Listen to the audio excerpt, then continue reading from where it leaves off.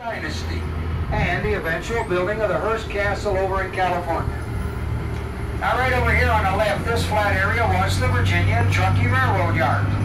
The V&T Railroad was known as Queen of the Short Lines.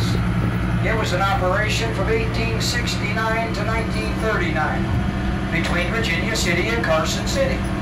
At one time they had 22 steam locomotives operating between 40 and 45 trips a day.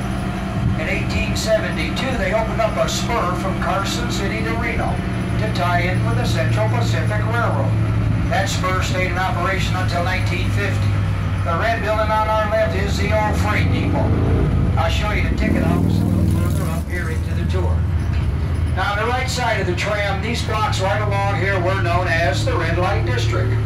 There the ladies worked in little cabins that were referred to as cribs, as in baby cribs.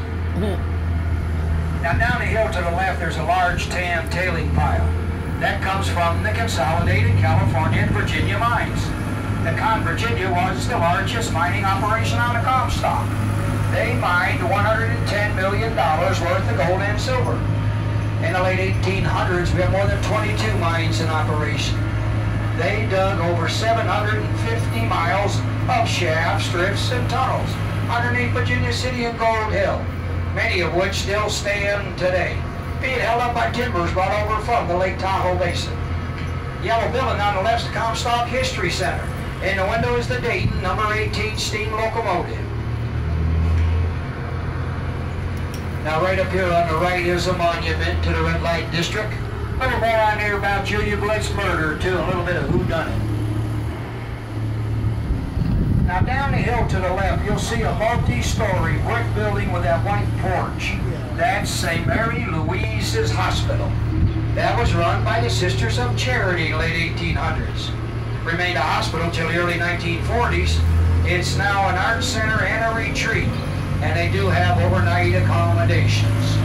By the way, we also have a number of hotels, motels, and bed and breakfasts with very comfortable accommodations right here in the Virginia City Gold Hill area. Some of them, they might even entertain you with a little late-night ghostly adventures. We have two churches over here on the left. The tan church is St. Paul's Episcopal Church. The red brick, St. Mary's in the Mountains. That was Nevada's first Catholic church. The Great Fire of 1875 destroyed both previous churches. They were quickly rebuilt, however. Yeah, when they rebuilt St. Paul's, they didn't use any nails in the framing. It's all held together with wooden pegs. When they rebuilt St. Mary's, they had more than 4,000 parishioners.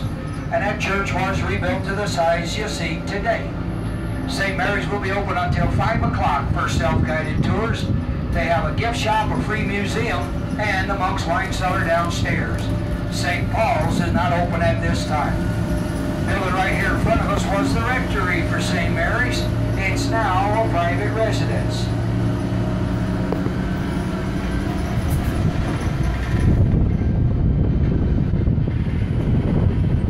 Now right up ahead on the right is the V&T Passenger Depot.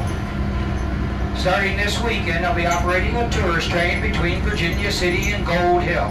It's about a 35-minute narrated tour. On weekends throughout the summer, they also operate the long line, picking up folks at the Eastgate Station in Carson City and bringing them up here.